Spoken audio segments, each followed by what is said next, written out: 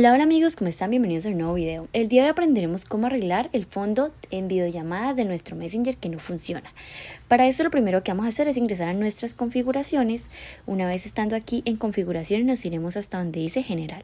En general nos iremos a donde dice almacenamiento del iPhone. Y luego aquí esperaremos a que cargue un poco y luego nos iremos hasta abajo donde están todas nuestras aplicaciones.